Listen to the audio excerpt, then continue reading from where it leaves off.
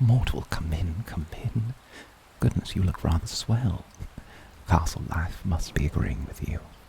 Thank you so much for accepting my invite. You wouldn't believe how nervous I was. Why, yes, I was. We'd only met briefly, and in that same interaction, I'd petitioned to kill you, all things considered. You accepting an invitation to tea seemed rather unlikely. Although I'm very glad you did. I assume Bastianus had something to do with me being given a second chance. I know my older brothers like to meddle. I'm getting close to a millennia old, and Bast still treats me like a lost child. It's his way of love, I suppose. Oh, but I'm being frightfully rude. Would you care for some tea? It's choker bean and frost root, with just a hint of crag cola, spiced up a touch. Immortality gave me a taste for the finer things in life. Imagine the taste is something akin to a dark peppermint. Oh, splendid. Here you are.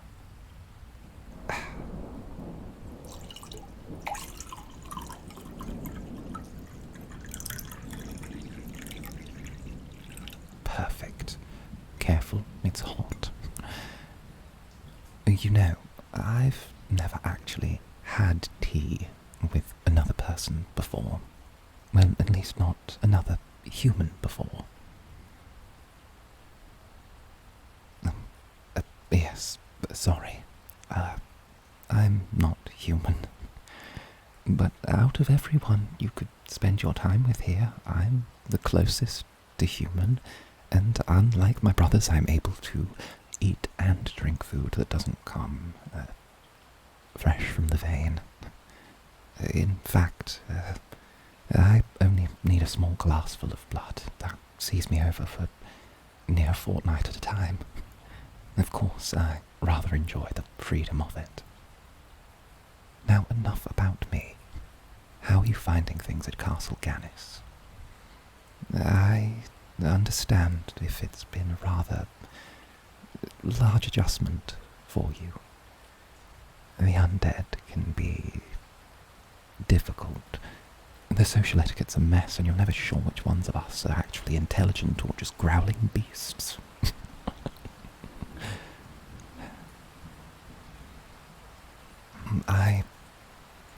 I'm glad to hear that my brothers have been trying to help you settle in, though. To be honest, I think you caught us all a touch off guard. I mean, Niall's coming back from the front lines, you in tow.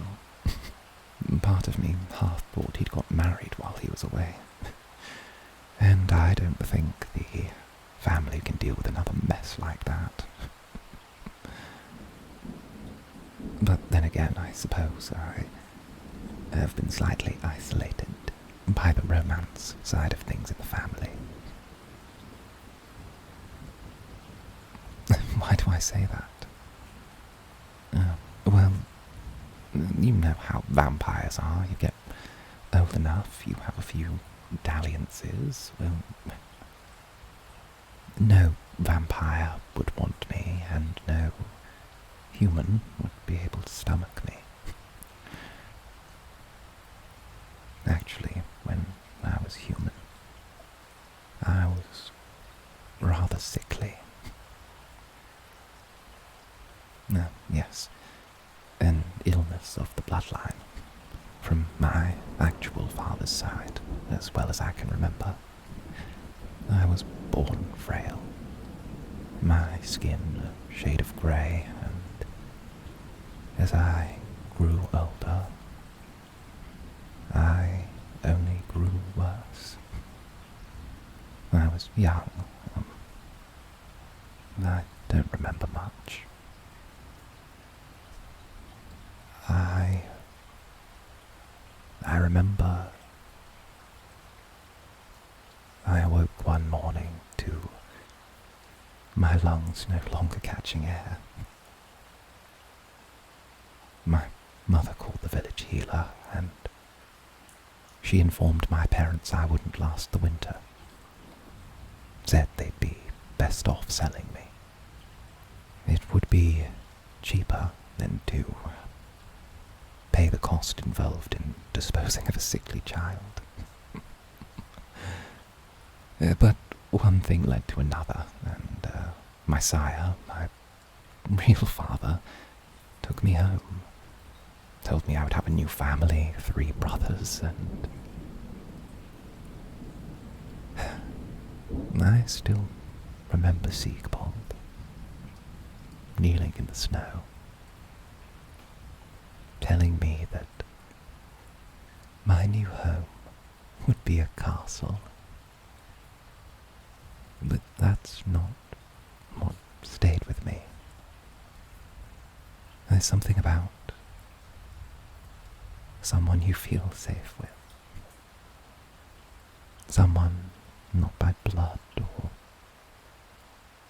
by promise, but someone who you just feel safe with.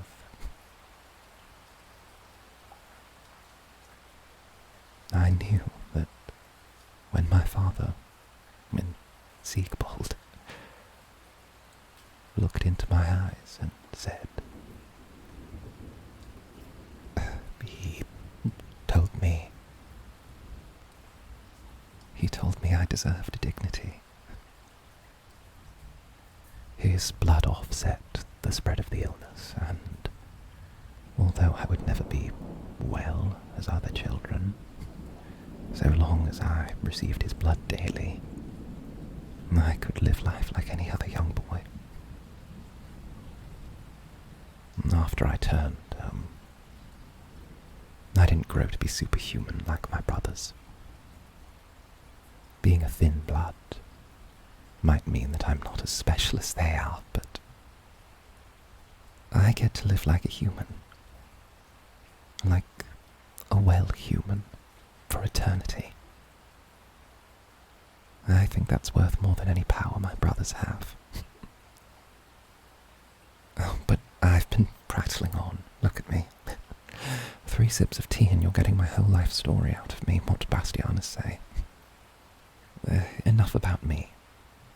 My dear, your name has been on everybody's lips.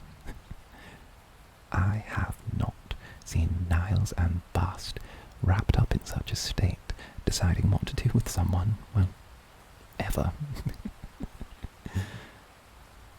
I suppose we could worry about what they're plotting and planning and scheming and delving into, but neither of us are exactly superhuman, and thus we are at the whims of Niles and Bast.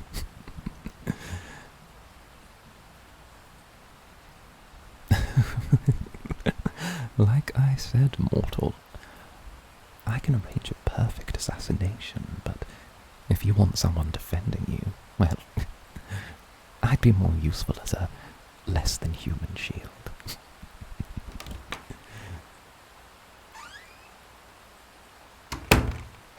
Niles, I thought I said I didn't want to be disturbed by the blood. Wrong brother. Brother. Sonny. Oh, what's the matter, Siegmire? You don't look happy to see me. I would have thought that after 80 years, you'd want to give your brother a hug instead. Why, you look petrified. Have the years really been that cruel to me? I'm sorry, Sonny. I was just shocked. How are you feeling? Disinterested in your question. Oh, and who's this? Hello there, mortal. What a coincidence. Us meeting like this for the first time.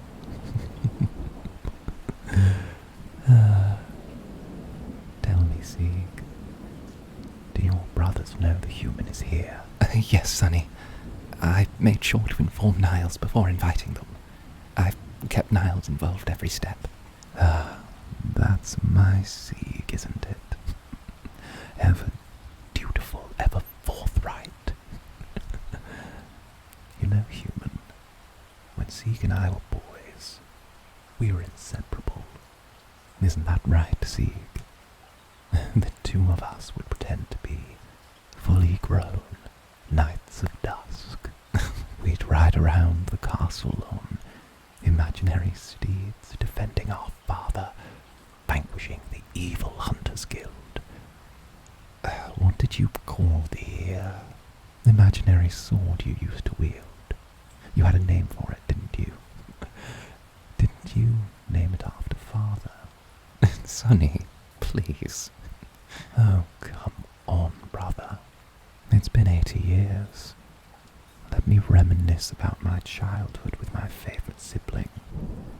Besides, surely it would help this human to see that we did used to be somewhat of a normal family.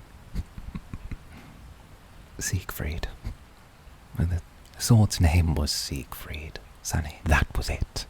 Siegmire and Siegfried, the boy and the sword. Oh, that was it.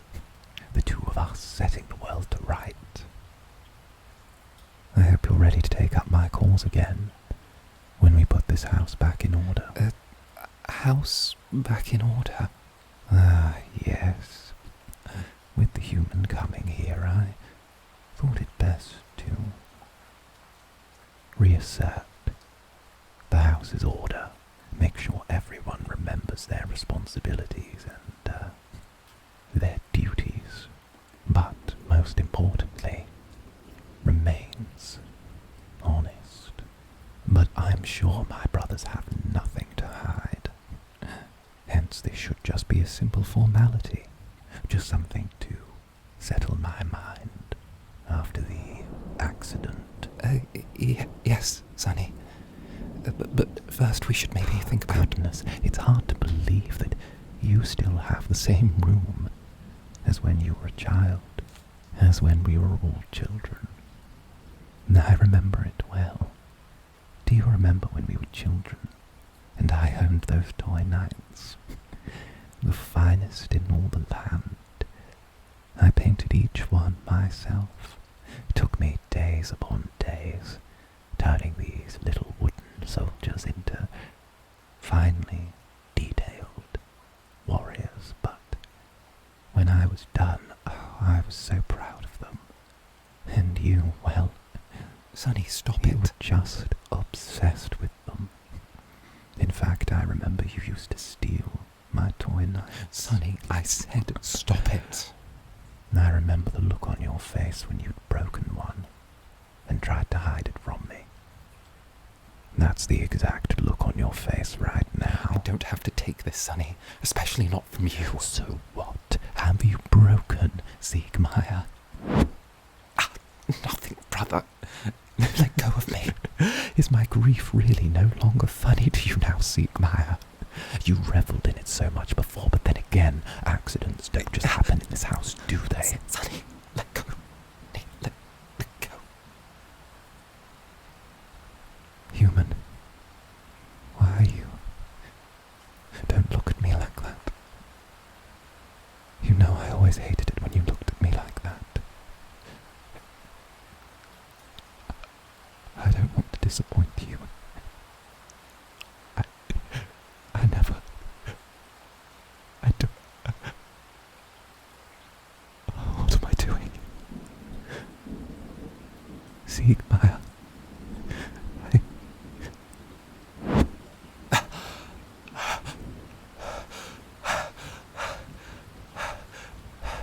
He's gone. He's gone. I'm fine. I'm fine. Thank you, human. A little bruised, but fine. We need to find Bastianus.